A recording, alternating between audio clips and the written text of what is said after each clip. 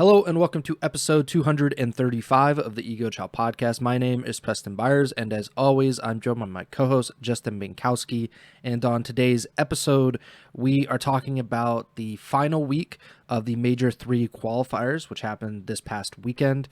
As well, we are also going to preview CDL Major 3, which is coming up this coming weekend. And we have a ton to talk about between all of those matches. We also, this major is going to be what we figured out, I guess, in the pre-show was the first Pro-Am, at least in the CDL, for a few years. So that's another wrinkle that we have to talk about. Before we get to any of that, though, how are you doing, Bink?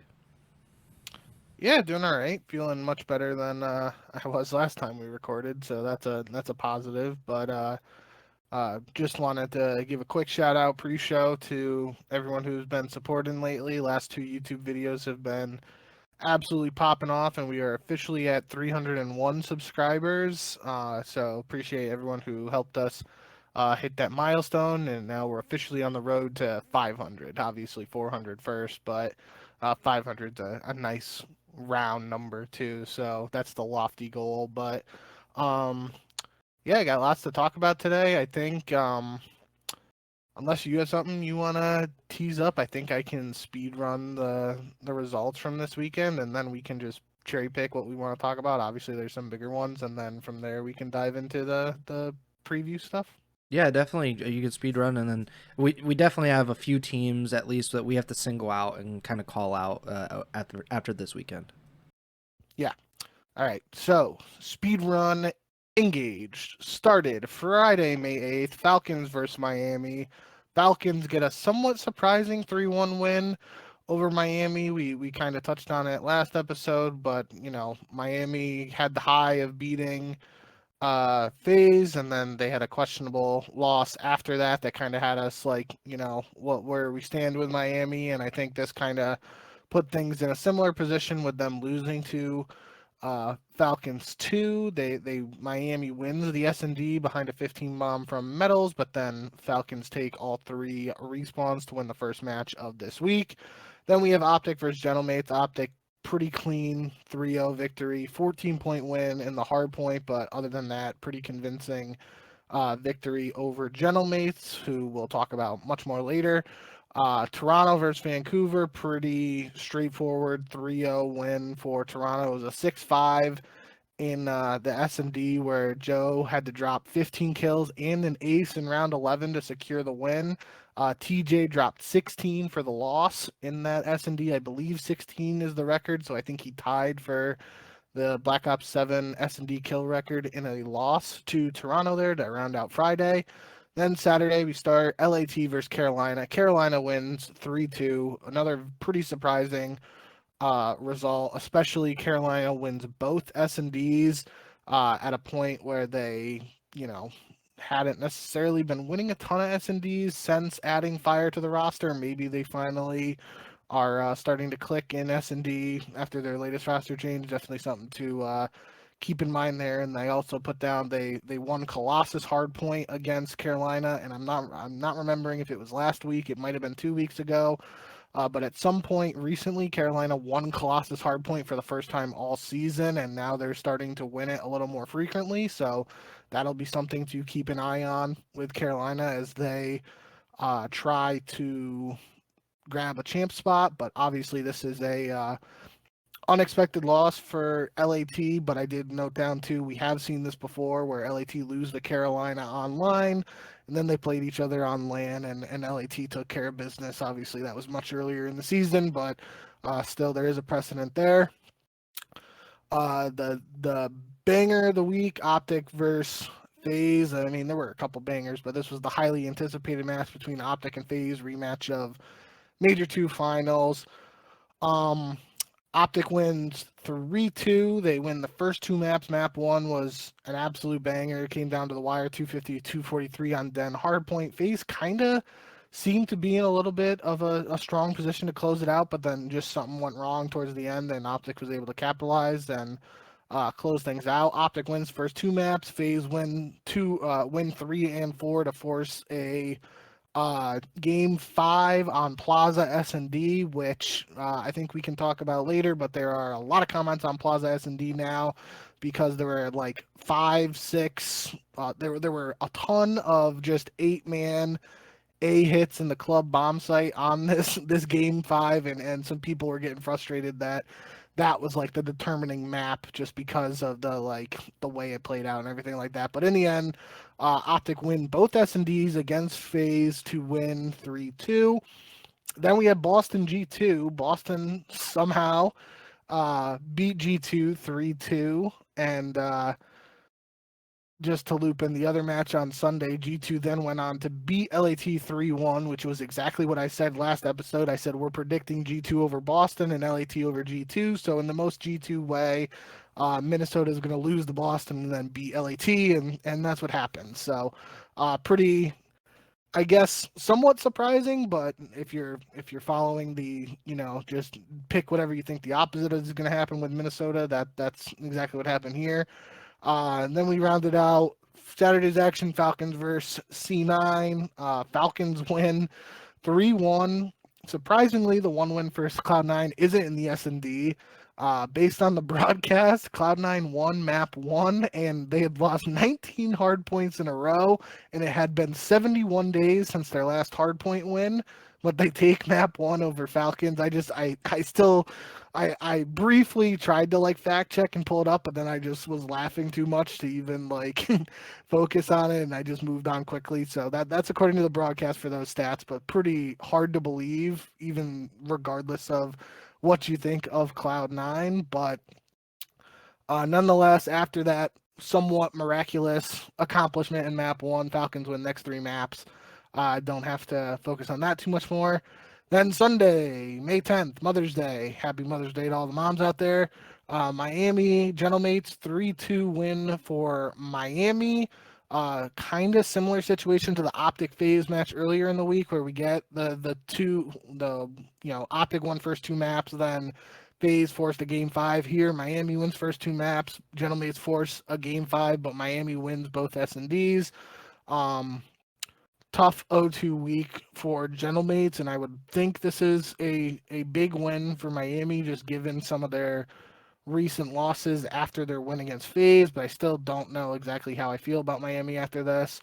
LAT versus G2, already kind of touched on that. G2 somewhat surprisingly take down LAT 3-1. LAT dominated the S&D, 6-0 win there, but otherwise G2 won all the respawns, which that's just very confusing to me as well. So a 0-2 week for LAT and an 0-2 week for Gentlemates heading into the major. Somewhat concerning depending on how much stock you want to put into these online matches. And finally, we round out yesterday's action with Toronto versus Cloud9. Toronto wins 3-1. This is more in line with what you expect from C9. C9 wins the S&D 6-5, and then Toronto takes the respawns. It was starting out with very strong performances from Kleenex, and then Joe Deceives goes 49-30 in a banger map 4 scarred hardpoint. That was 252-33. Joe had 49 and Encourage had 45, so got to give Encourage a shout out there for dropping 45 kills. Definitely a noteworthy accomplishment there, regardless of how the team's performing and everything. But yeah, in the end, Toronto ends up winning that final match yesterday to secure the 2nd seed heading into Major 3. Thank you, Bink. That was incredibly impressive. I would like to start, I think, just by the title of at least the live stream. It might change for the actual YouTube video and the podcast, but I want to start with LAT and Gentlemates because they seem to be a good pair to group together after this week. Coming in, they were both 3-0. OpTic was also 3-0. Those three, they're at least OpTic and Paris played each other. LAT played OpTic a few weeks ago in the minor. It seemed like maybe LAT would tie with OpTic if OpTic was able to get through both Paris and FaZe, and they would tie for first place. And then LAT kind of shit all over themselves this week. I have absolutely no idea how to kind of word that otherwise. And then Paris kind of did what we've been fearful of Paris doing for the last 8 weeks now, and that's that they didn't really show up against OpTic. They get swept, and then they lose a series to Miami, who had just lost to the Falcons earlier in the week. Miami lost to G2 last week after beating FaZe. Heretics, as you mentioned, have been all over the map and just completely unpredictable. But Paris and LAT both go in 3-0 in the final week, and then they come out 3-2. And it doesn't really matter all that much considering they're still they're still in the winners bracket. So they have a great chance to move on and compete for a championship if they turn things around this coming weekend on LAN. But all of the hype and all of the expectations that certainly were going toward LAT in light of the minor win, in light of the 3-0 start to the Major 3 qualifiers, I think a lot of that has dissipated over this past week, especially with OpTic doing what they did and winning those two matches, which were certainly more difficult. If you look at it, OpTic played Paris and FaZe, and LAT played Carolina and Minnesota. And one of those teams went 2-0, one of those teams went 0-2. I think that kind of says it all about where those two teams are going into Major 3. So I would like to get your thoughts on this. Where do you kind of see both LAT and Paris in terms of like being a contender going into Major 3 after, previously, at least going into this week, they seem to be kind of trending in the right direction, both of them? Yeah, so my whole thing with everything since the way Major 2 happened, heading into these qualifiers, I said I was going to try to not let the online matches influence my thoughts and opinions on particular teams too heavily. I think Gentlemates is the perfect example just because of how mightily they struggled during the Major 2 qualifiers, and then in the end they were still able to get a decent placing, not obviously the placing they had hoped to achieve given the fact they won Major 1, but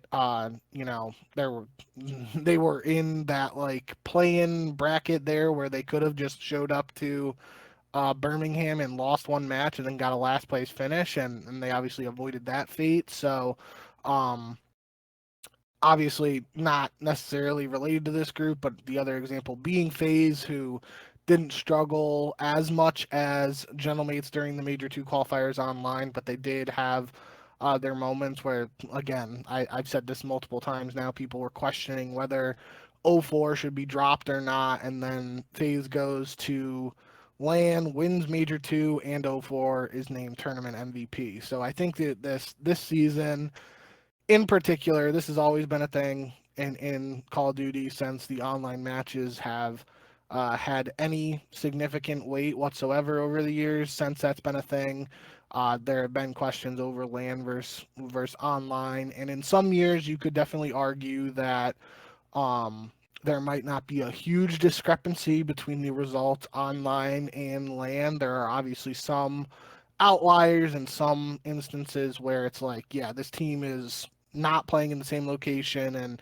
I remember there was like a Miami or a Florida team at one point, they were calling it like the Bermuda Triangle, and like they were just slamming everyone online because they were like perfectly spread out across the US to the point where like there was uh no one server that could counter the whole team because somebody would just have a good ping regardless of which server they were playing on or whatever. There was obviously the inverse of that with the Cloud9 team recently that was playing from California, and they were getting slammed because they just had a bad connection to seemingly every server they tried to put them on. So long-winded way of saying I am not overly worried about Gentlemates and LAT heading into LAN.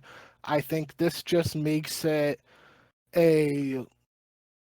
it does put a little more pressure on them. I feel like just because there are the narratives out there of like, okay, what's going on with these teams, especially LAT coming off of the minor tournament victory recently. But I don't think these guys frankly really care about these online matches too much. That might have been inaccurate to say in the sense of they obviously care way more about the LAN matches than these online qualifier matches. And I don't think that necessarily impacts the results we've seen recently.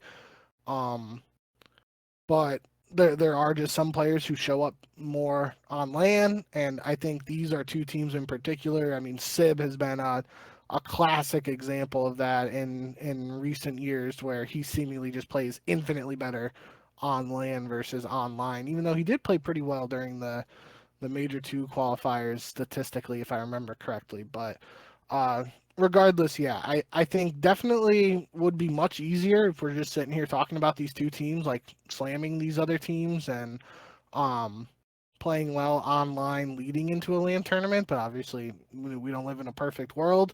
I think Gentlemates undoubtedly had the tougher schedule this week, like playing against OpTic in Miami, regardless of what you think about Miami. They've shown up a little bit recently, even if they've had a hiccup here or there in between beating FaZe and Gentlemates. I will say the LAT stuff just doesn't, quite frankly, make a ton of sense to me. Like the fact they lost to Carolina and G2, it's not really comparable to Gentlemates losing to OpTic and Miami. So yeah, I guess if I had to say of one of the two teams, I would actually probably just be like I'm kind of more confused about what happened this past week with LAT than more so than what happened with Gentlemates. But at the end of the day, I still think these are two teams that could very easily be in the top four on Championship Sunday. I want to correct what I said. I misspoke and I said like winners bracket. Obviously, with this major, it's completely different. Them both losing does end up resulting in them both being in the same group, though, which is pretty interesting. So, like, there is a chance that if these teams, if one of them loses or whatever, that they could basically eat each other up, and one of them will only get out of Group C. But other than that, like, I have a hard time just completely disregarding, and I know you're not saying like completely, but like it is difficult, at least from my perspective, to be entirely sure of like what is for real with not G2 with Paris and what is for real with LAT, because even on LAN, we saw with Paris that things started to go poorly in the Major 2 qualifiers. And granted, that was a long period of time, and we had a lot of matches to see versus the 5 that we got to see in the Major 3 qualifiers. But we did see things start to turn sour for Paris in the Major 2 qualifiers, and that continued a little bit in Major 2, just because they obviously didn't even come close to getting back to the grand finals like they did in Major 1. LAT looked better than Paris, of course, at Major 2.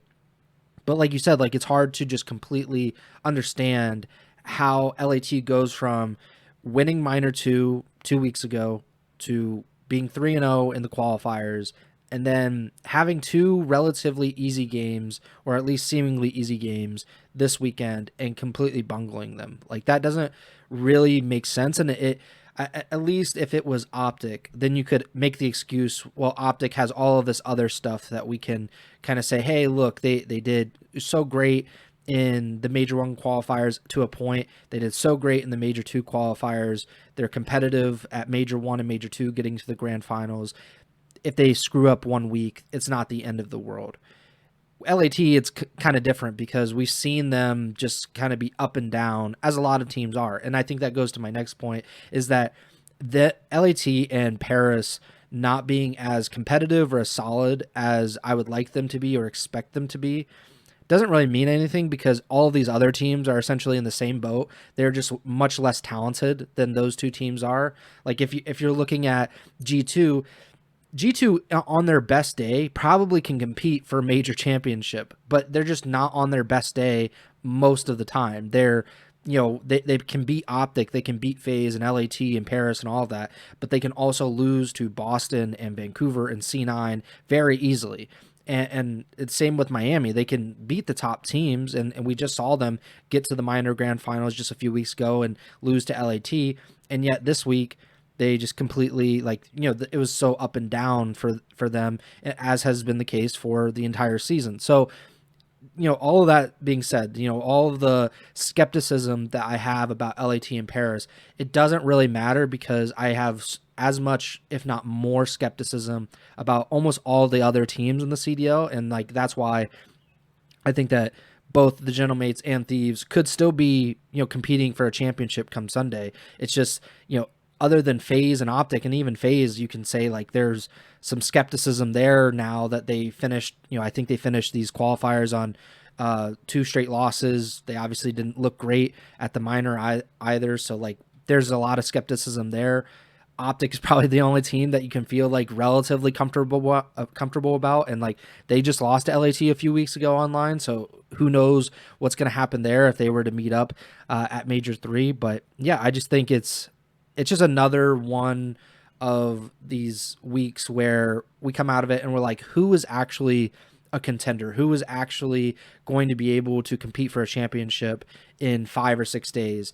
And I feel like so much can change in those five or 6 days, even though like it doesn't really make any sense. It doesn't make sense why things are changing and are so different from one day to the next. But yeah, I don't have as much confidence certainly about LAT, and I don't know if I really had that much confidence about Paris, but I certainly don't have that much or as much with LAT as I did 3 or 4 days ago, going into this final week of the Major 3 qualifiers. I hadn't looked too much at the groups beforehand. I was kind of like, I definitely looked when they got announced, and then that was it. So I was kind of, saving my thoughts or whatever for this. But that group is kind of scary. I didn't even fully realize that LAT and Gentlemates were in the same group, but they're also there with P7.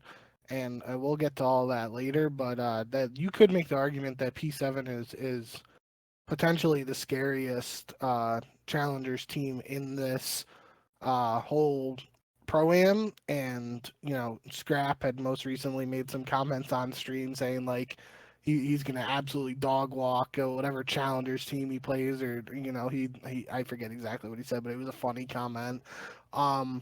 And this P7 team is no joke. It's a team of players who have been in the pro league before, and that could be an interesting development there, because like I said, I think in a normal tournament situation, I'm pretty confident that at least one of those teams, being LAT or Gentlemates, have a good shot of making championship Sunday. But obviously, because of like the GSL style groups and whatever for this tournament, there's a chance if P7 comes out firing that they could actually upset one of these teams if they aren't playing to their true potential that we've seen them play on LAN previously this year. In addition to P7, you have the Boston Breach, who just came in off of a win this week, and they nearly beat Paris last week in the qualifiers. I think it went to game 5, and I'm pretty sure Boston had the chance. Obviously, like Boston has the chance to win a lot of matches, but I'm pretty sure they had a chance to even sweep Paris in that match. So, and Gentlemates have not been the most solid. We saw even at Major 2 in that first that playing game. I think they played Carolina, if I'm not mistaken, and Carolina beat them map 1. And I think you were like, oh no, like this is going to turn into like, Paris just getting first rounded and not even getting into the major. So we have seen them look relatively vulnerable on LAN. And, I think, and LAT has certainly not been immune to, the problems that come up on LAN as well. So I just, there's some clear worries, at least in my opinion, about both of these teams, and we'll see if it comes to fruition on LAN. Of course, we'll talk about them more in their group and everything a little bit later, but I want to transition to some of the teams that beat them, because G2 and Miami, I think, are really like, if we can group LAT and Gentlemates together a little bit, we can certainly group G2 and Miami together, because they can play the spoiler. They can beat LAT, they can beat FaZe, they can beat OpTic, they can beat all of these, quote unquote top teams. And then they can also look like absolute dog shit the very next day. And I think this week was very much in that realm, especially with G2, because on Sunday they beat LAT. Of course, we talk about it like it's a pretty crazy way to injure week, but it's especially crazy when the previous day you just lost to the Boston Breach. You lose to them in a very close hard point, you lose to them in S&D, and then you lose to them again in S&D, and you put in the notes, can't trust G2. And I think that is the one thing that we can say about both G2 and Miami, is that you can't trust them. I guess G2 has been a little more competitive on LAN, because Miami has done absolutely nothing on LAN this season. But how do you feel, or what does this even mean? I guess in your mind, the way that these two teams played this week and how you feel about them going into Major 3.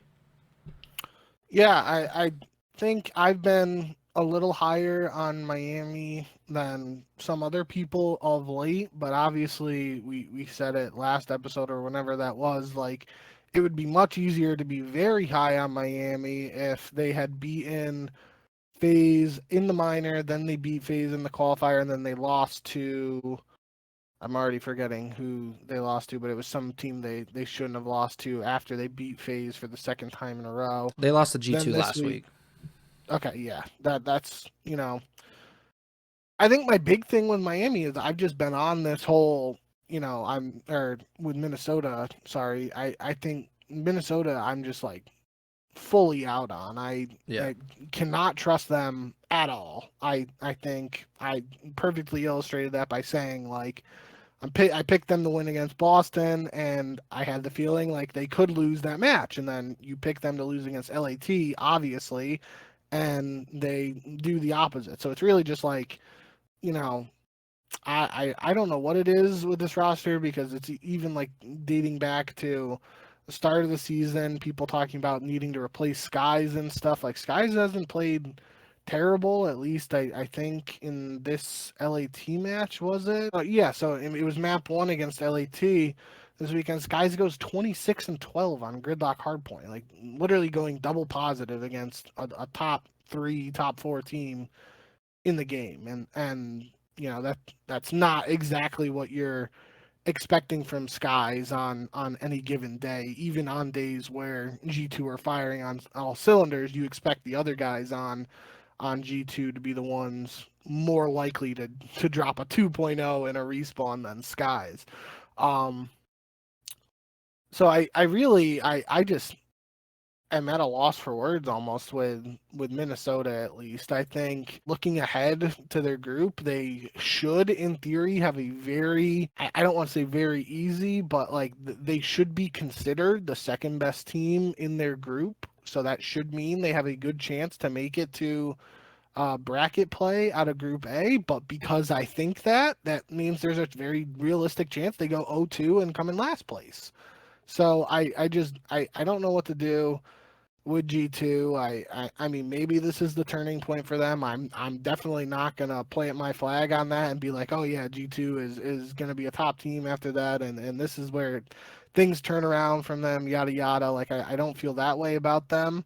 I think with Miami, I would be a little more like these losses that are thrown in with these impressive wins, regardless of whether they're online or what. They are beating teams that literally they have 3 wins recently against the 2 teams that have won both tournaments on LAN.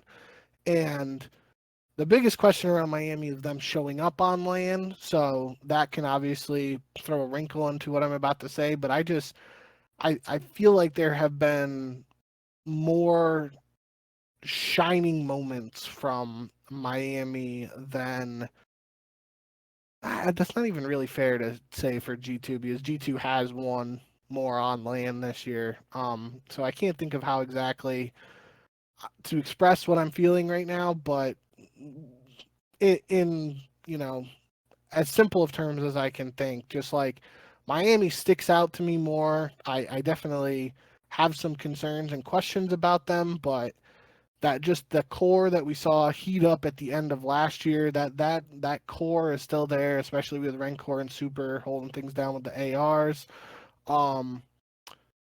I think more highly of this Miami team than Minnesota, but at the end of the day, I mean they're both in situations where they should be viewed as the second best team in their group for this tournament, but it's going to be a question of whether we get the version of them that is beating these top teams or the version that is losing to these teams that you wouldn't expect them to lose to. Minnesota in these qualifiers, they lost to Vancouver 3-0 to start. Then they lost to Paris 3-1. The second week, they played one match. They beat Miami 3-0. And then this week, they played Boston, lost 3-2, and then they beat LAT 3-1. So that's about as crazy as you can get. I guess the only thing would have been if they had lost to Vancouver and then beat Paris. That kind of would have made it even worse.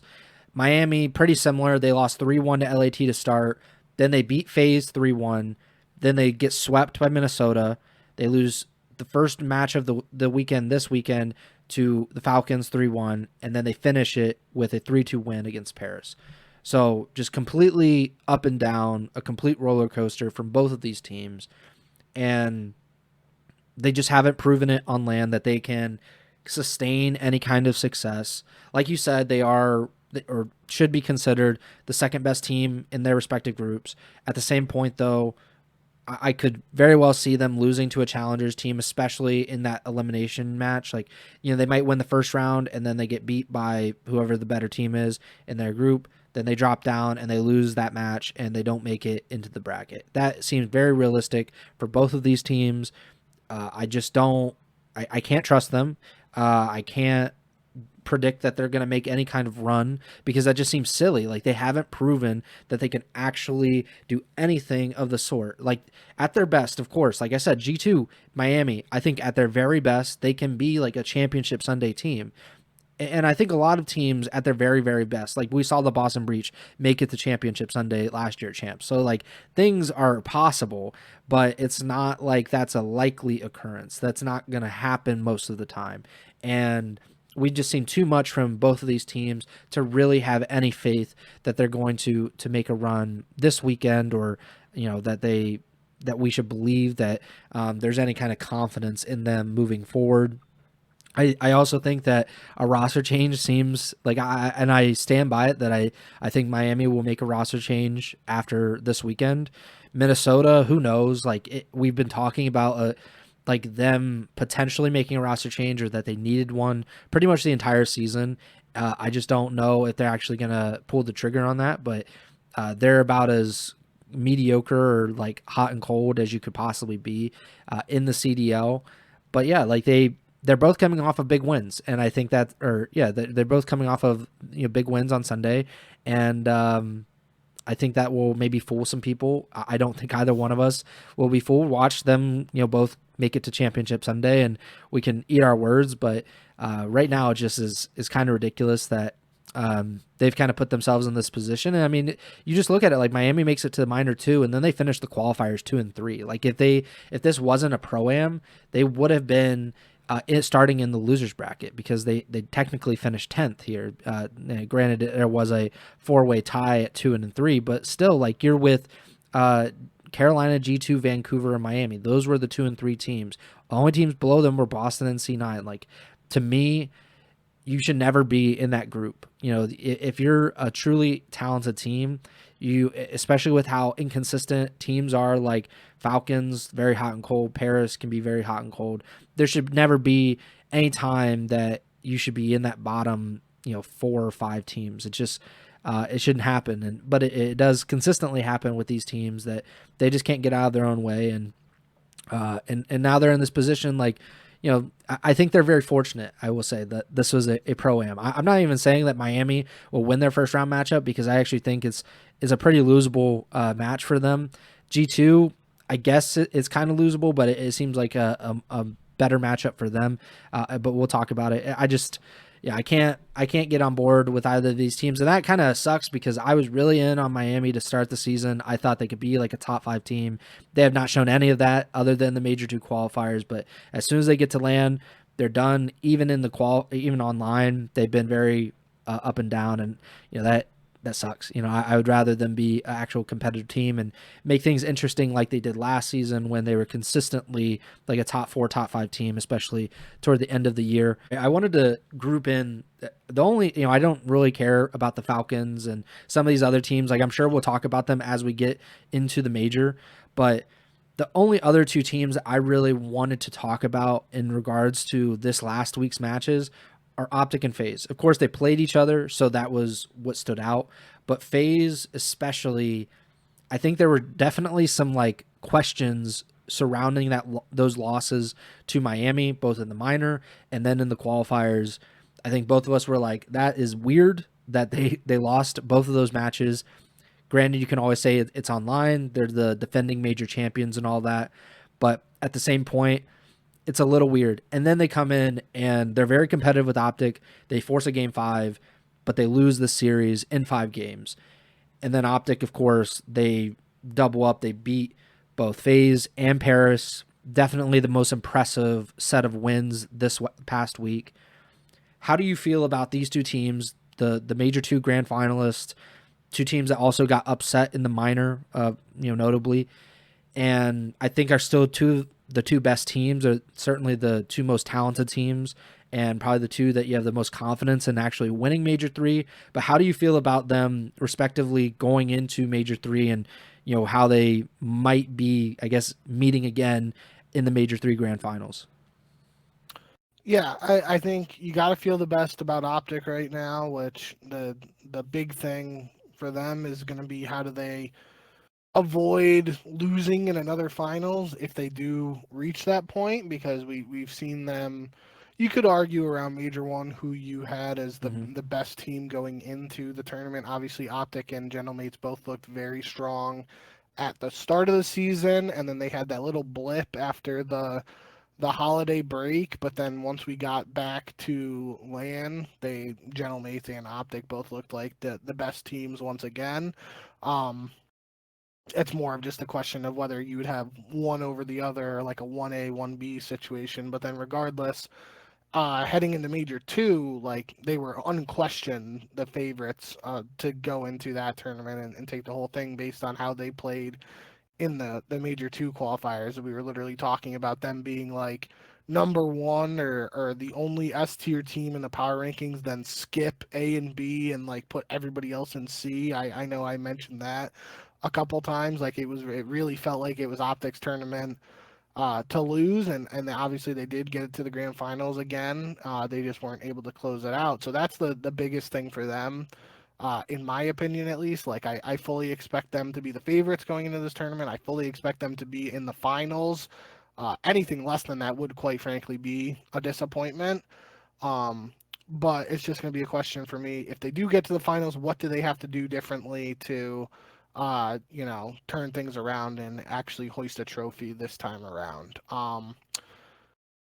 Seemingly there's been the discussion with that whole Daniel Ty thing in the flank of they should be able to have a warm-up team. If they do, get through the winners bracket and everything, we'll be able to have that conversation if it happens or whatever, and see if that actually has like a noticeable impact if they are able to have a team back there ready to warm them up, or whoever that team is that gets through to the grand finals from the winners bracket.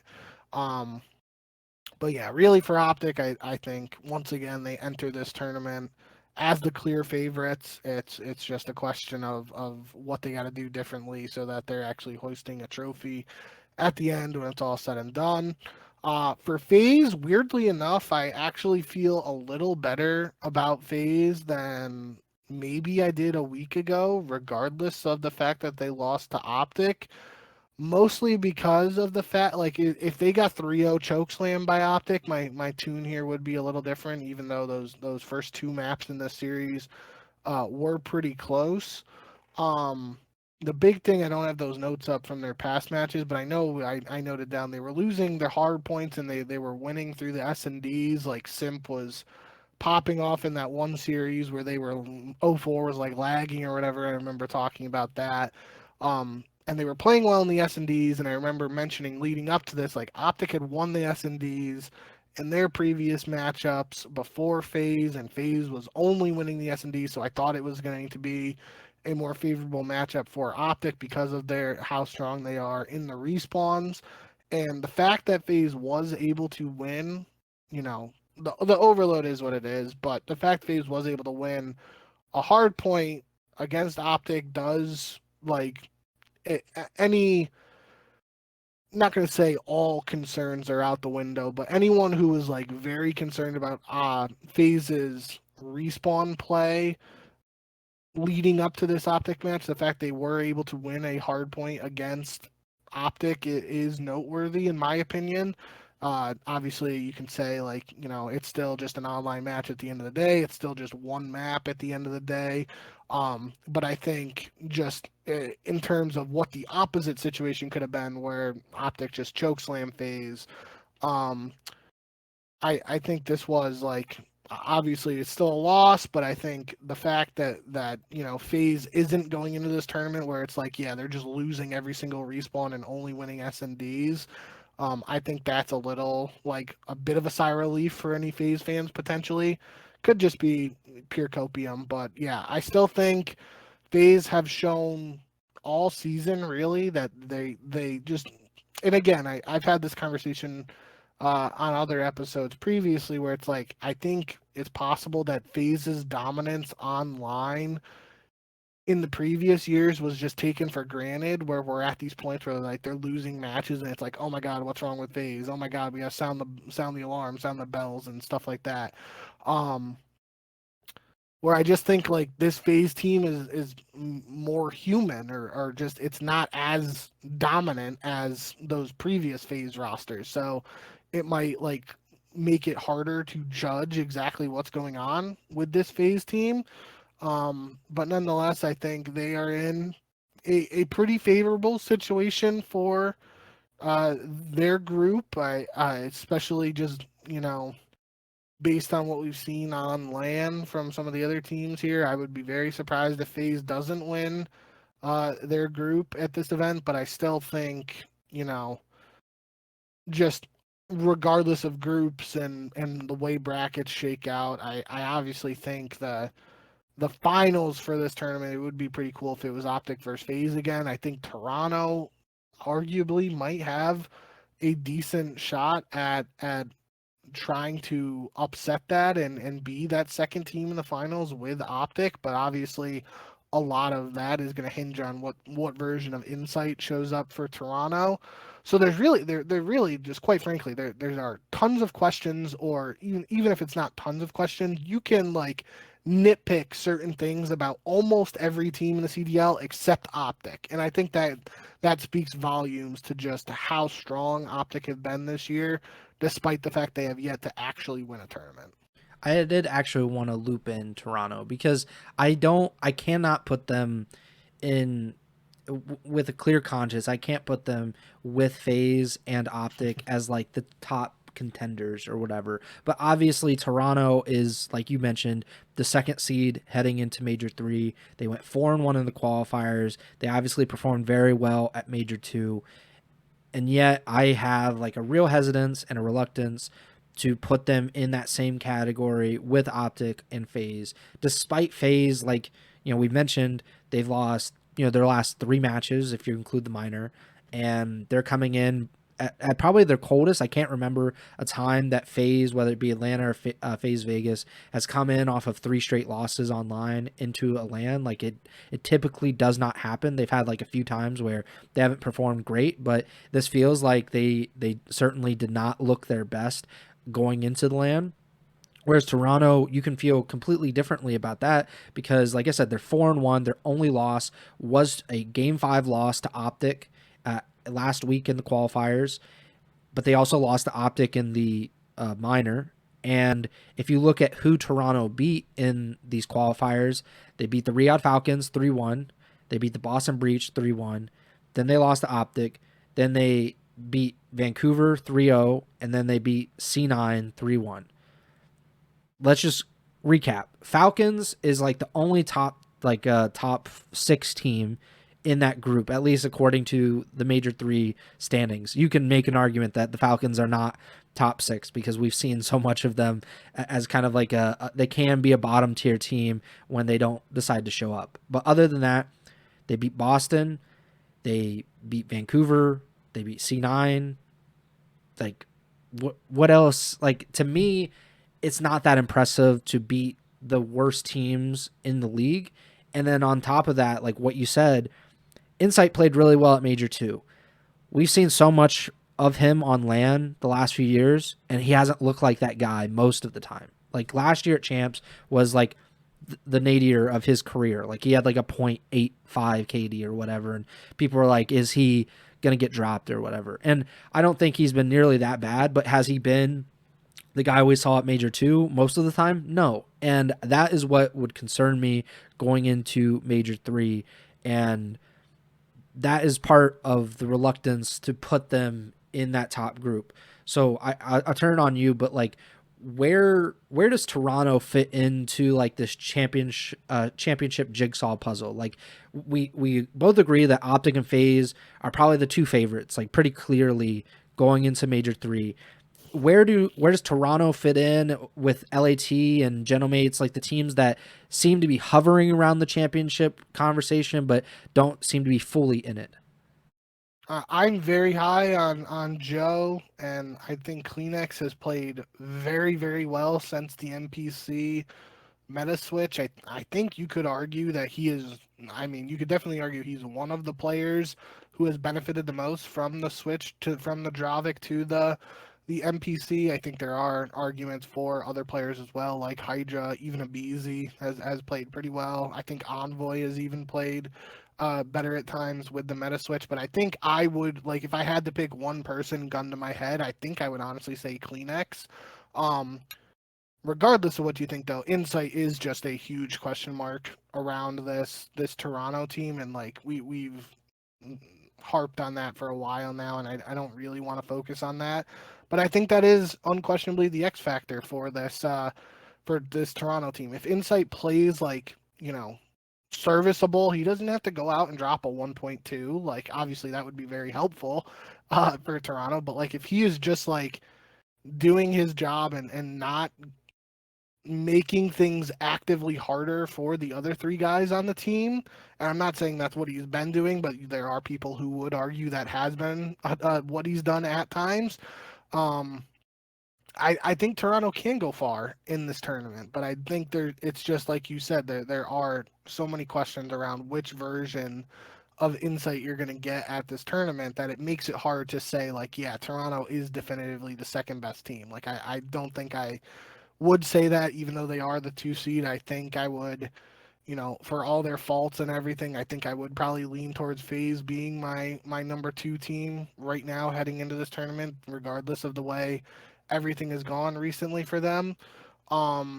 But I think so highly of Joe, and I really have been impressed by Kips, and I think Kleenex has, like I said, played very well since the meta shift. It's just, like, if Insight can go out there and give a 1.0 KD, I'm not even saying, like, not even a 1.05. Like, I mean, you could even argue maybe like a 0.95. Like, if he is somewhat close to a neutral KD, I think that's pretty good for Toronto at this point, the way everybody else has been firing on all cylinders. It's just, if he just has a series where, and I don't want to put all the blame on him, like, obviously if Joe comes out and drops a 0.8 KD, like, Toronto most likely is not going very far. So, at the end of the day, I just think that there are questions around Toronto, and again, don't want to harp on Insight, but it feels like a lot of those questions and doubts and everything hinge on his performance. It's so, a lot of eyes are going to be on him in terms of what he's able to do and how that impacts how well Toronto does at the tournament. With OpTic and FaZe, I'll stick with OpTic real quick. And we've talked about this before. There's so much room for error or margin for error with them because all 4 of them are so ridiculously talented that any of those 4 can pop off for a series or just a map, and then another player can pop off for a series and a map. And I think FaZe, we saw it at Major 2, the key to them actually winning was that 04 played lights out, and that there was like no way to go around them essentially. And in previous matches and in the previous major, he didn't play all that well, and we saw FaZe struggle more than they certainly did at Major 2. OpTic, I think the reason that they've seen so much success at these majors, despite obviously not winning them, is they have all that talent, and it's very hard to find a weakness in them. With Toronto, what we saw at Major 2 was when Insight was playing at his best, Toronto was an actual championship contender. They did seem like they could make it to the grand finals. Of course, they fell a little bit short, but it wasn't like it wasn't as hard of a path as it maybe should have been or could have been. That is what I'm concerned about now at Major 3 is like if he doesn't show up, we could see Toronto still make it to Championship Sunday. They still could make it into the top 4, top 5, top 6 or whatever. My issue though is that it puts so much stress on Joe and Kleenex and of course Kips. Like I don't want to leave him out, but like obviously it comes down to Kleenex and Joe in many ways, and we've seen that in these online qualifiers. In that like Joe dropped so many kills in S&D and then they lose to OpTic still. And we talked about that, like that's not a very encouraging sign for him to just absolutely like destroy everyone, and yet they still lose that map and they still lose that series. Obviously, like if he's going to drop 30, 40, he nearly dropped 50 kills this weekend, like that changes things. And if Kleenex can do something similar, that changes things.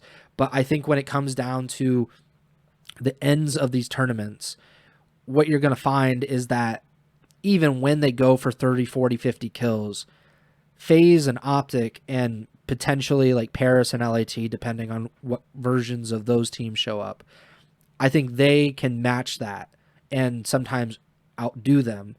And if Insight is, like you said, if he's dropping a 0.95, that's okay for most of the tournament. But when you get down to the grand finals or the losers finals or whatever, I think then that is when it starts to show up. And like, that's when Toronto will come up a little bit short when, if he played just a little bit better, they might be able to get over the hump. They might be able to beat FaZe and OpTic and win a championship. And that's certainly something that Toronto has been struggling with for a long time now, is that they're pretty much always the bridesmaid, never the bride. And I just don't know if that's going to change. We'll obviously talk about, their specific group situation and how it might affect this tournament. But I did want to at least point it out that however well or, not well he plays, I don't think it'll matter too much for most of the tournament or like the first half of the tournament. It's just, at the end, if FaZe is cooking and 04 is playing at his best and OpTic's playing and, those 4 are playing at their best, it's going to be just really hard to beat them regardless of how well Joe or Kips or Kleenex play if Insight isn't holding up his end of the bargain. But, we'll get to see if he can replicate some of the stuff that he was doing at Major 2. Let's move on to the actual major itself, though. First, we should just mention these Pro-Am teams and the rosters that made it into the major. Of course, this is so. You mentioned it in the pre-show, and I didn't believe it, but you said that this is the first Pro-Am, or at least that you found that this is the first Pro-Am since Major 1 2023. So more than 3 years has gone by between the last Pro-Am. I pointed out that I think that the reason that we think that there's been a more recent Pro-Am is because EWC, each of the last 2 years, has essentially been the CDL Pro-Am, the top 4 teams at the end of the season. Top 4 challengers teams at the end of the season have joined the 12 CDL teams, and I think at least one of those years it was 11 because I don't believe LAG sent their team. But like Carolina last year. Yeah, so I believe it's been the top 5 challengers teams, but regardless, we've seen challengers teams play the CDL teams at EWC, and I think that's like kind of what we're thinking about when we remember these Pro-Ams. But of course, the Pro-Ams have been kind of like obviously the Pro-Ams used to be like just the open events because we just saw these, they weren't called challengers teams, but the amateur teams played pro teams and oftentimes beat them. We haven't seen much of that in the CDL era. We've very rarely seen challengers teams actually beat the CDL teams, or if they do, it's like one win and that's about it. But I think that there's a decent chance that we will see at least one challengers team make it out of the group stage. Like you said, P7 Notorious is, certainly probably the most talented challengers team. They have a ton of former CDL talent led by Beans, Diamond Khan, Eric Boom, and Snoopy. Of course, he's very recently in the CDL and coached by Josh. And then Rock Esports, which is the Saudi team. That's Kicks, Doom, I don't know because it's D700OM and then D700M. I know one is like Droom or Dvoom or something like that. I think it's like Doom and Dahum. Yeah, so But I could whatever, be off. however they say it, and then Yeah. rolled and coached by Vortex, Steve Vortex, formerly of Epsilon Esports fame. Omit is Denza, Ethan, DK, and Aspect, coached by Bance and Hixie. And then the Huntsman, which is OpTic's Challengers team, that's Renegade, Ojani, Brack, and Swooty, coached by Major Maniac. So a lot of like, especially in the coaches, a lot of recognizable names, some new faces. Like I've never really seen DK and Aspect all that much.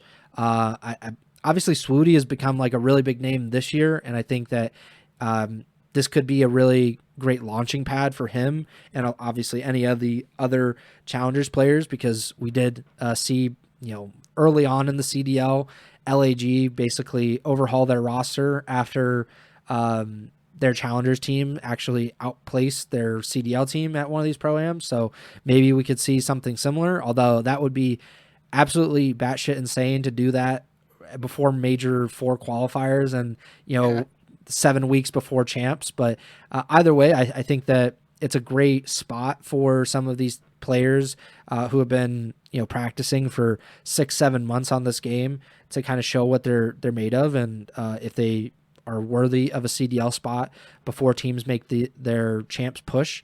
So in those groups, so like it is, or like it was back in the day, 16 teams in total, 4 groups. This is, like you said, a GSL format, which, so you start with, 2, I guess, winners bracket round 1 matches, or however you want to say it. And then the losers of those matches will play each other in the first elimination match. And then the winner of that match will play the loser of the winners round 2 match, or whatever, however you want to say it. It's basically a 4-team bracket, double elimination. The top 2 teams from each group will advance to the actual bracket, and then we'll compete for the Major 3 championship. Did I miss anything or screw up anything while I was trying to describe that?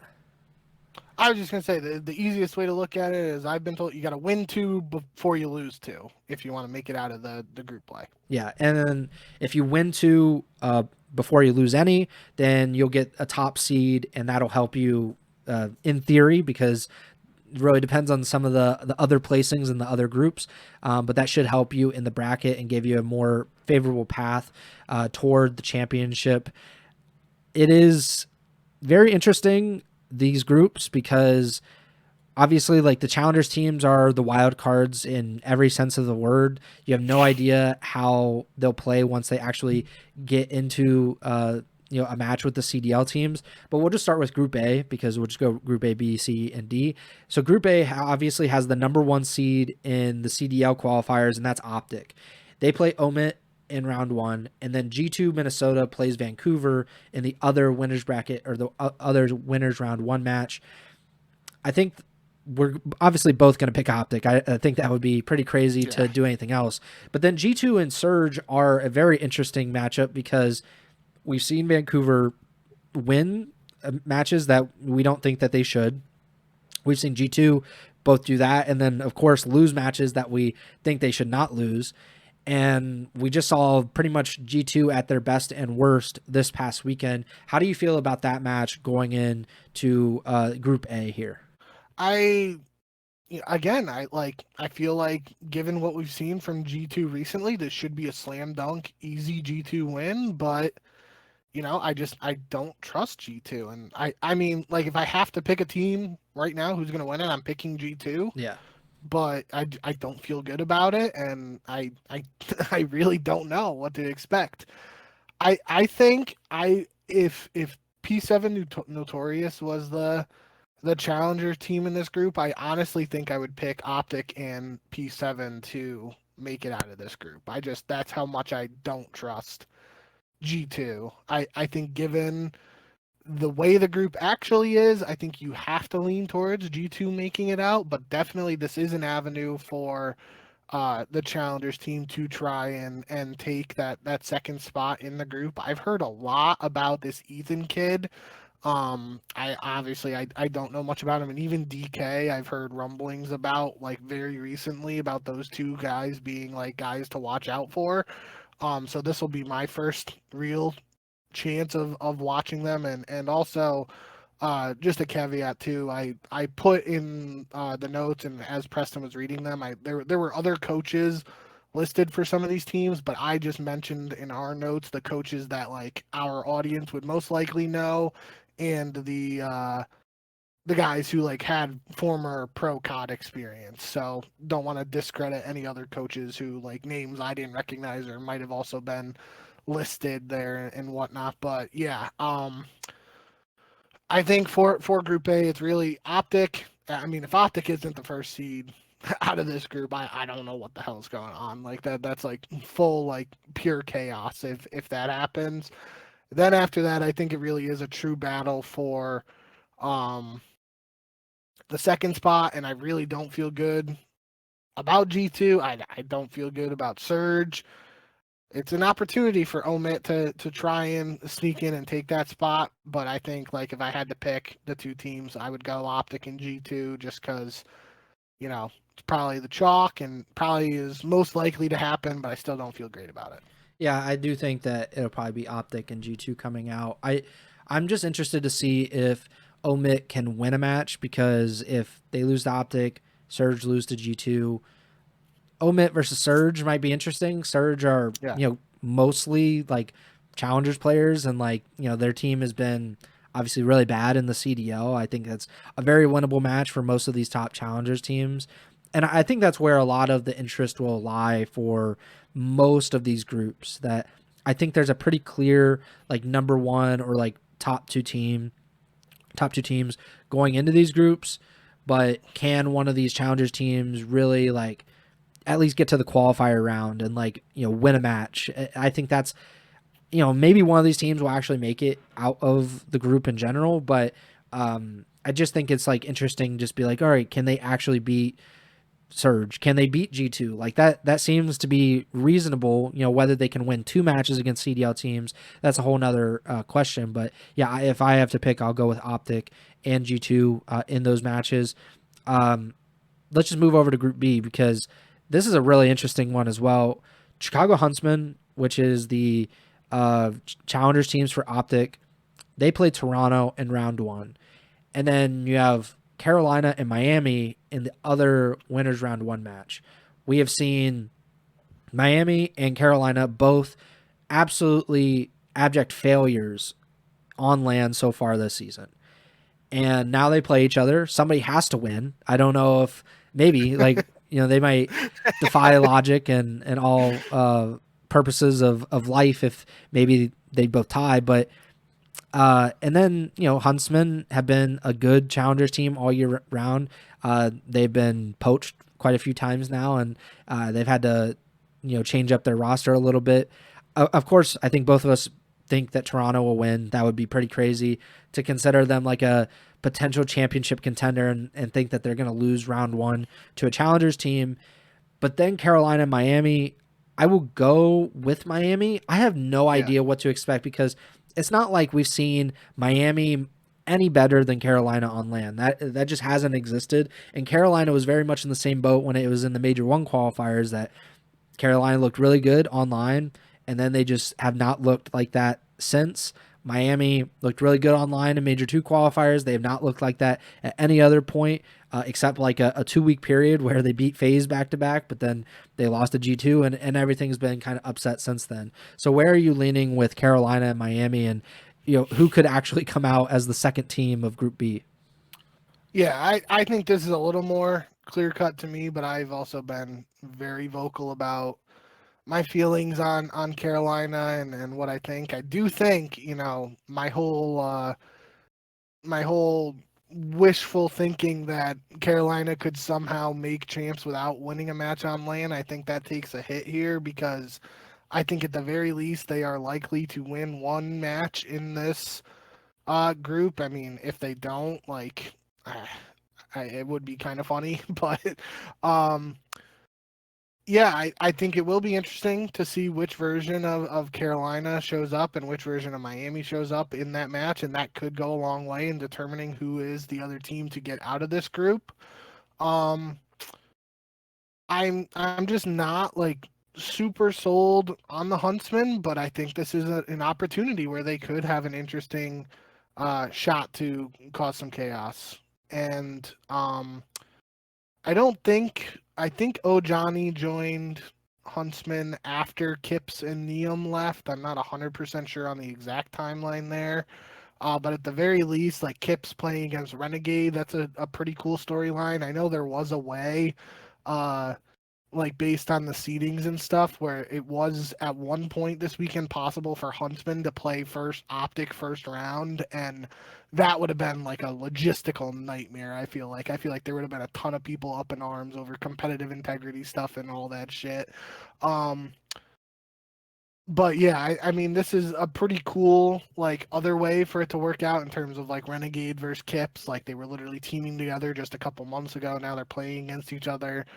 Even we just saw it with Kips and Neum last event too. So uh, pretty cool from that aspect of it. But yeah, I do think like I don't want to discredit Huntsman. Like I feel like if it was P7 versus Toronto, maybe I'm just like much higher on this P17 because I feel like I've watched them a little bit more and they've had some pretty good success in NA Challengers, especially I've seen them play against the Bush team a number of times now. So, maybe I'm a little like leaning towards them just because I've seen them play more. But if this was P7 versus Toronto, I would be like P7 would have an actual decent shot against Toronto in a situation where Insight you know doesn't show up. But I still think at the end of the day, Toronto should have very good chance to win this group.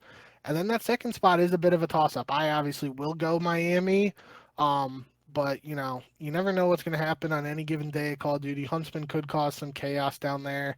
If it goes Toronto over Huntsman and then Miami over Carolina, Huntsman versus Carolina is an interesting match. And I think there would be a lot of people pulling for Huntsman to beat Carolina just because of like this, all the, negative PR around Carolina and everything like that. I think that would be like a very good moral victory for like the crowd that's like, get Carolina the heck out of here. And also, even though you said Carolina might win a match on LAN, they still have to make it out of the group stage to actually get CDL points. So even if they win one match, it doesn't even matter for them. Like they might win one, get knocked out, and still end up right where they are and enter the Major 4 qualifiers and a really bad position to make champs. I do think that Miami will be the second team out of this group. I mean, it would be really bad if they're not, just because Carolina has been Carolina for a long time now. I do think the Huntsmen have like a decent shot at beating the Royal Ravens. The Ravens are really just like, I mean, if we see more of them on LAN, I guess like we've seen very little of them on LAN because they've just gotten first rounded all the time, but it hasn't looked great so far. And Huntsman at least does have some like pretty interesting players. Like obviously Brack was up for a CDL spot just in this last cycle. Swooty's stock is rising. Renegade is pretty interesting, obviously coming from Halo and all that. And Ojani has been in and out of the CDO over the years. So they do have some experience, at least compared to some of these other Challengers teams where it's a lot of new guys. But Miami, they should be one of those top two teams. If Toronto's not one of the top two teams, then like we have a major issue. But I do believe it'll be Toronto and Miami to make it out. Then in Group C, that's probably one of the more interesting. Obviously, you've spoken about P7 and what they possibly could do. And then we talked about how LAT and Paris are coming in off of 0-2 weeks in the CDL Major 3 qualifiers. Boston is also in this group. Boston, I guess, is coming off, a win in their last week. It was their only win of the Major 3 qualifiers, their first win with this new look roster. And then they play Paris. And Paris, like I said earlier in the show, Paris had to go to a game 5 to beat Boston in week 2 of these Major 3 qualifiers. Paris then lost 2 matches. Boston looked a little bit better. There's a chance that there could be something here with the Gentlemates and the Breach in round 1. I would still pick LAT over P7 despite P7 being like one of the best challengers teams. I just think like it's a disaster if LAT doesn't beat them. Just based on like this is literally like a bunch of MVPs and world champions together on one roster, so you shouldn't lose to Beans and company. But I'll go with LAT. I will go with Paris, but I do think that there's going to be a little more interest in that second match between Paris and Boston, just based on like how poorly Paris looked this past week, and then obviously that last matchup that they had with the Breach. I was nodding my head. I think, overall, I think this is the most exciting group. Yeah. I think pretty clear cut. Group A, OpTic should be the top team. I think Group B, you could probably, I'll say Group D, I think it's pretty clear cut. FaZe should be the top seed there. Then I think Group B, like Toronto should be the top seed, but they're like, they would be third in my of ranking the groups, how confident I am.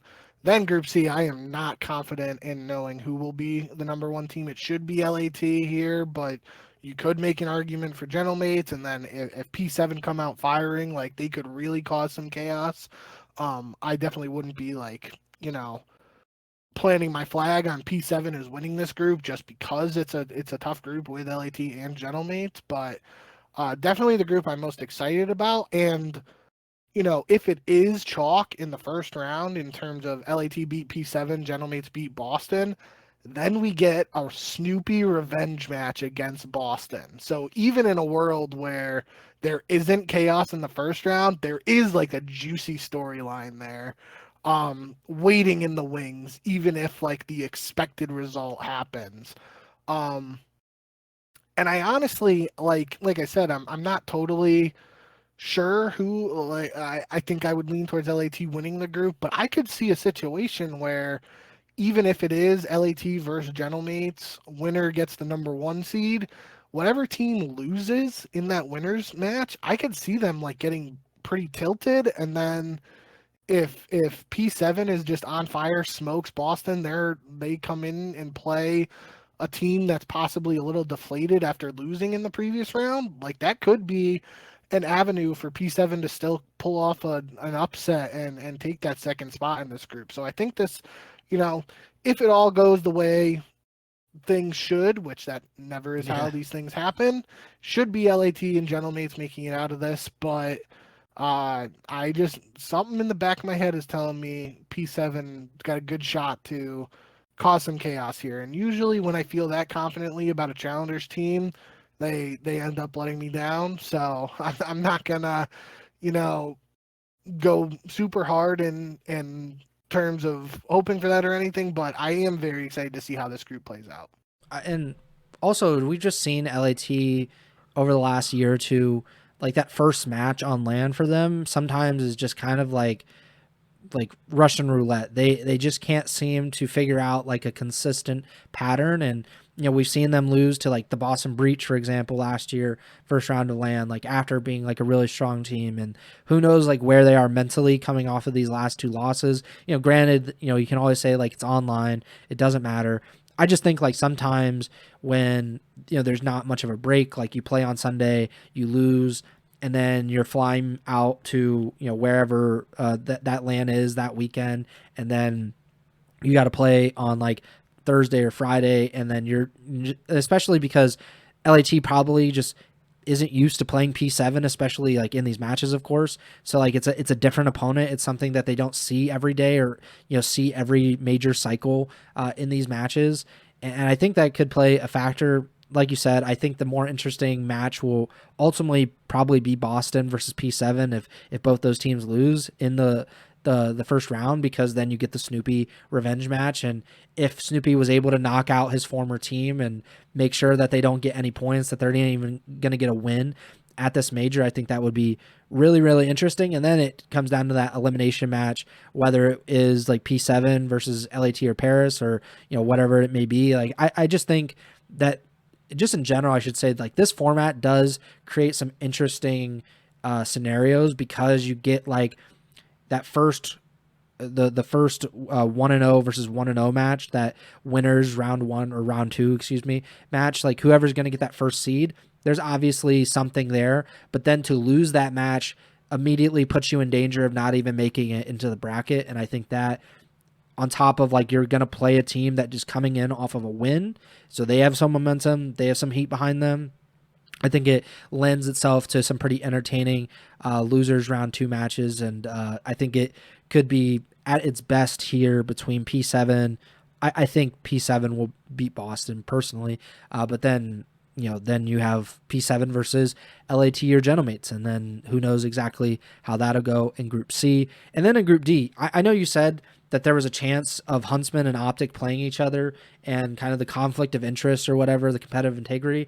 We might see that in Group D because Rock Esports is another Saudi team as Falcons players.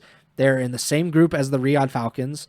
If they both lose in round 1, they will play each other in an elimination match. They could obviously play each other if they both win. The winner goes to the bracket match.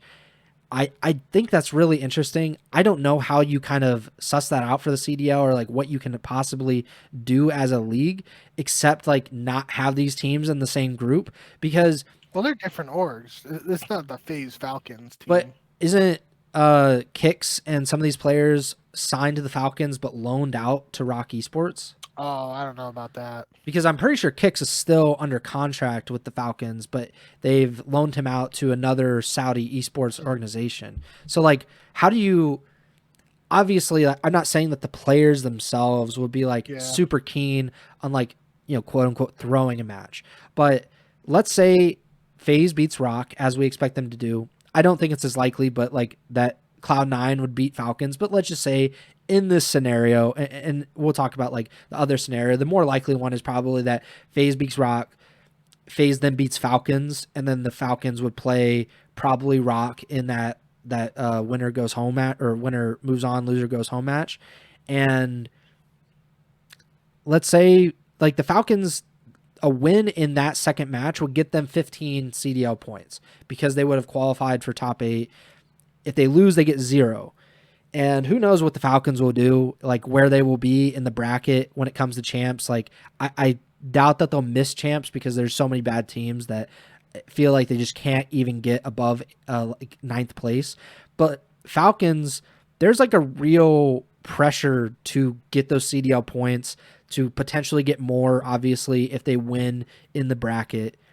Rock, like they're what incentive is there as an esports organization to win? So I think there's some shenanigans that could certainly go on here, and it would have helped if they would have flipped Rock with another one of these teams, so they're not in this position. Or obviously, like if Falcons had finished in a different place in the major qualifiers, like if they would have flipped into another group. But I guess all that aside, how do you feel about this group with Rock and C9 certainly on paper being the bottom 2 teams? Is there any shot that Rock gets out, especially with how Falcons have played in the past? I was going to say the past like 6 weeks, but like this entire season. How do you feel about a chance that another team gets in to the top 2 other than Falcons and FaZe?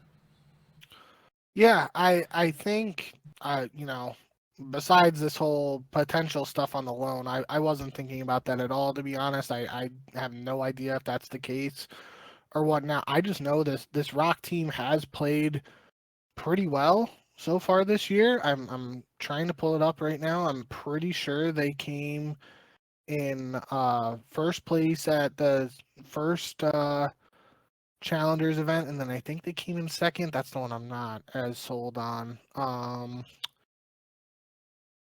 Yeah, so they won Dallas Open, and then they came in second at Birmingham for Challengers. So they've arguably, P7 I think has probably been the best NA team, but they've had obviously multiple iterations now. This Rock team has been together, and they've seen success. So I think at the very least, like the interesting narrative here, besides the whole Saudi connection, is Rock versus Cloud9, which should unquestionably be a match that we get. that should be a huge match in terms of the Cloud9 guys trying to assert themselves as CDL pros. And obviously this has like been a huge topic of conversation around this whole C9 situation since it's happened, but like back when before we've even seen them play together, the whole thing was like the budget cutting from Cloud9, very, very, very low salaries being offered and stuff. They were attracting these players who weren't even getting like top 16 placings, or they were getting top 16 placings in that range in challengers events. It's not like they were targeting guys who were winning the challengers events. And that's what Rock has done this year. So like if quite frankly, like this is a match where Rock can basically be like, yeah, this if Rock beats Cloud9, it essentially proves that these Cloud9 guys, at least as a unit, aren't a CDL caliber team together.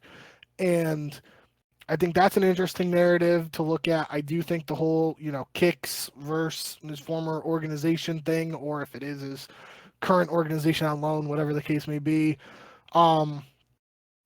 I think that's interesting in the sense of if it does get to a point where it's Rock versus Falcons for the final spot, that plays into the narratives of these whole recent roster changes around Falcons, where it's been, at least from a community perspective, a constant tug of war between should they go all NA, invest in the top NA players, or then the other side is like, should they go back to an all Saudi project because of the emergence of some of these Saudi players that we've seen this year. And it feels like that's been a constant tug of war where it eventually just landed on, okay, we're going to stick with our current roster.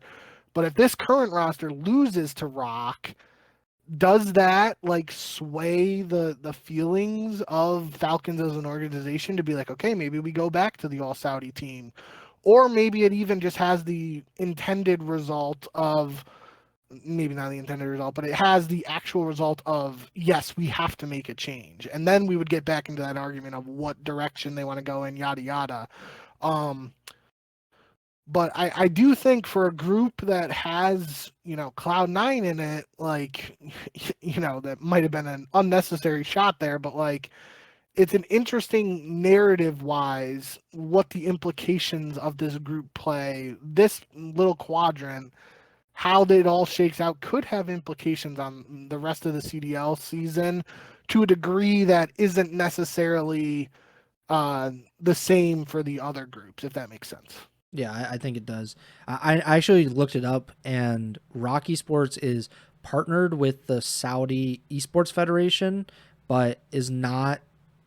I don't think any of them are technically loans from Falcons at this point. Okay. I think Kicks left the team like before the season. I don't remember that happening. I thought he was still under loan, but if I'm wrong, I'm wrong, and I don't want to say that there's a conspiracy theory if there's not. I'm sure there are other conspiracy theories that we could probably talk about in the CDL, but yeah, I think that this is really interesting. Like Rock is, like you said, like they've looked really, really good, and if Falcons did lose to them, I think that would be pretty upsetting, to have given up on the Saudi project other than XNIT, of course, and then to have an all Saudi team beat you in the qualifiers for essentially for the major and not even get some points out of it.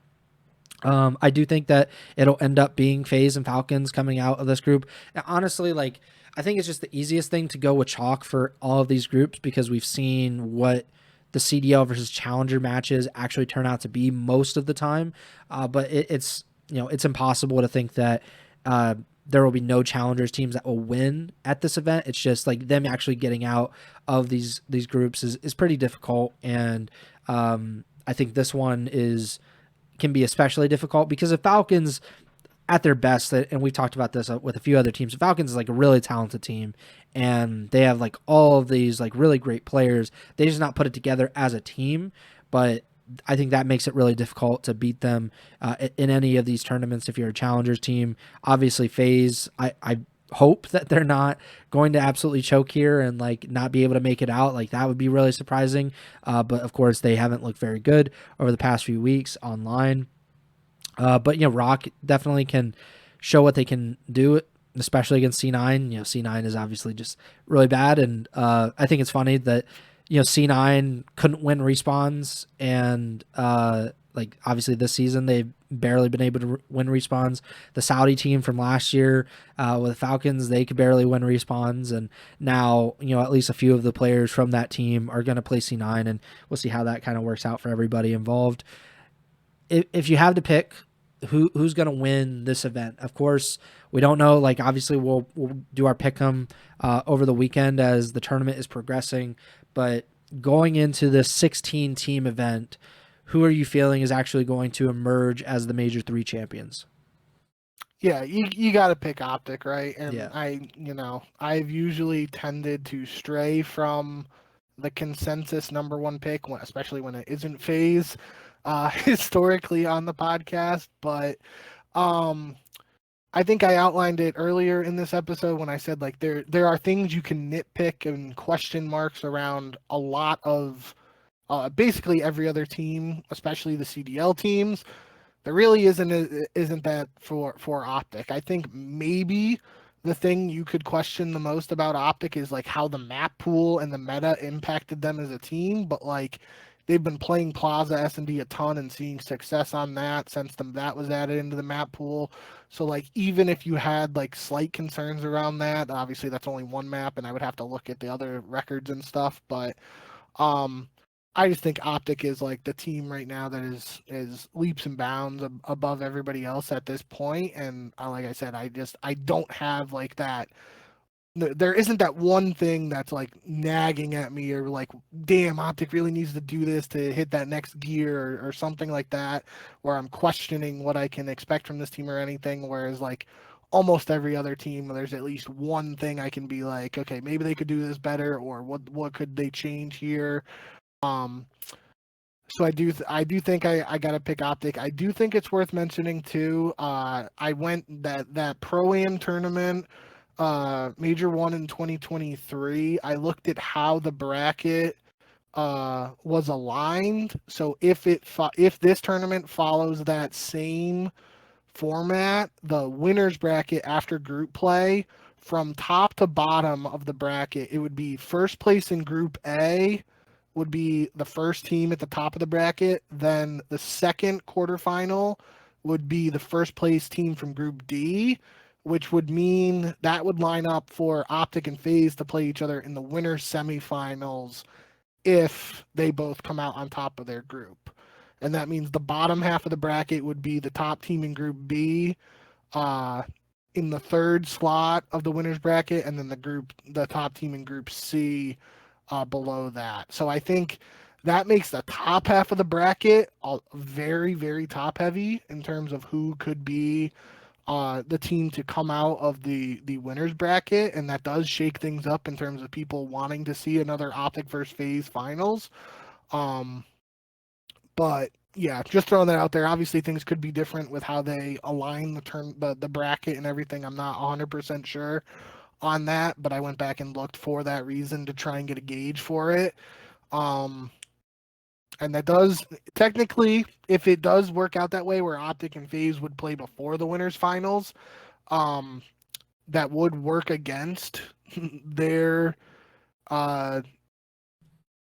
advantage in terms of trying to have the easiest path to the winners finals or path to the grand finals. But I still just think OpTic's the best team right now. Yeah, so if we just went by chalk, then it'd be OpTic versus Falcons in round 1, right? It's Group A versus Group D, if I'm not mistaken. I think it was... No, so it's A versus B. A versus B, sorry. I was... It's A versus B for the quarterfinals, but I was doing like the four-way like breakdown of it. So it's A1 versus B2, D1 versus C2, B1 versus A2, C1 versus D2. That's what they did at Major 1 2023. Yeah, so we'd have OpTic versus Miami, let's say, in round 1. Then you'd have Toronto versus Minnesota in round 2, stuff like that.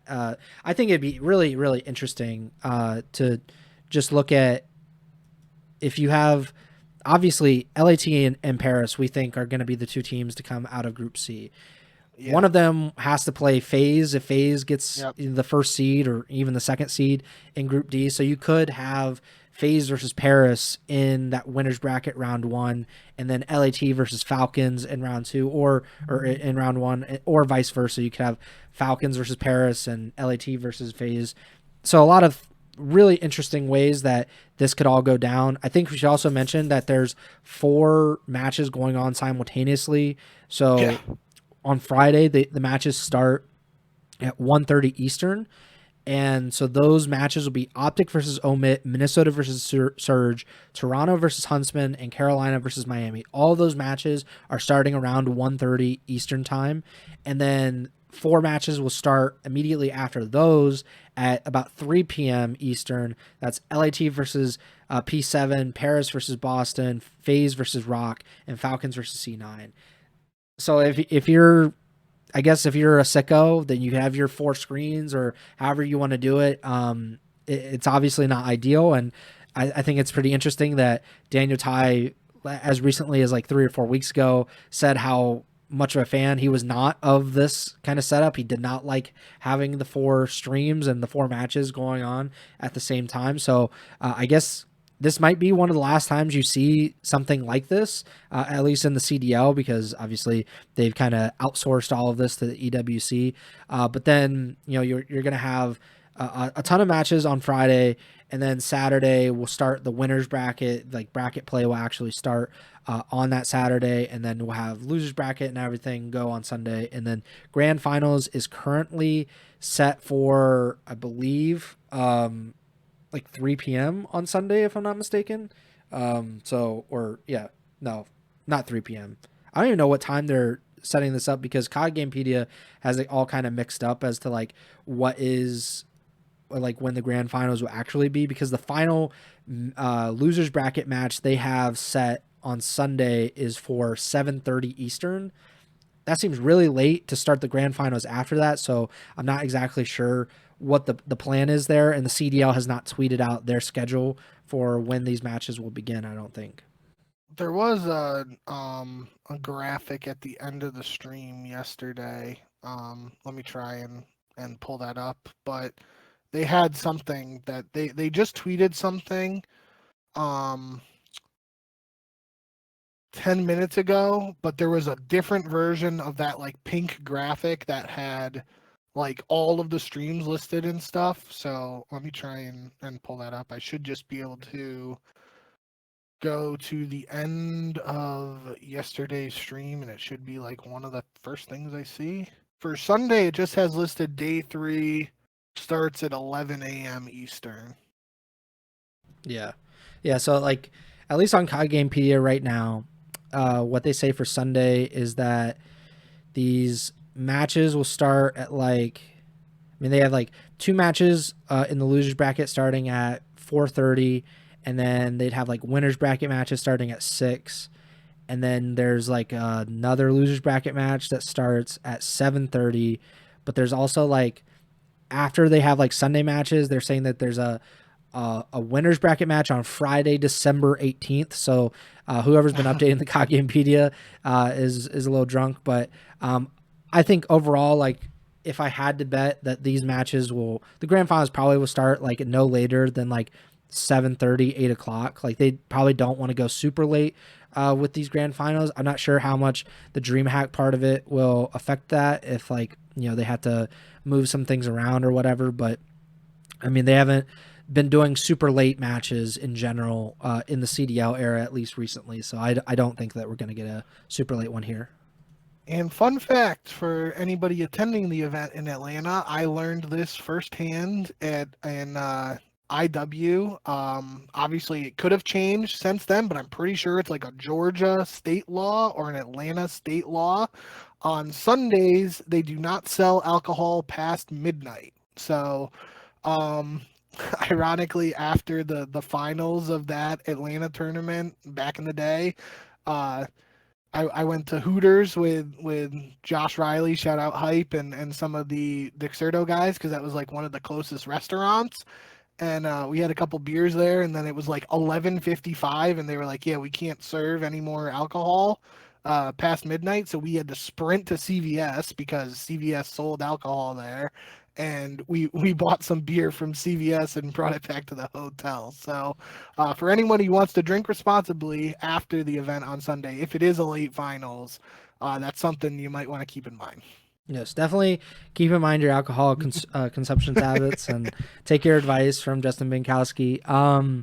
I think that about does it. I don't think I gave my prediction, but I'm of course going to go with OpTic as well. I think that would be pretty weird not to. I think I'll just go with Mercules as my MVP. I would assume that you'll go with Mercules too. Like we've been kind of picking him for all of these events, or are you going with someone else here?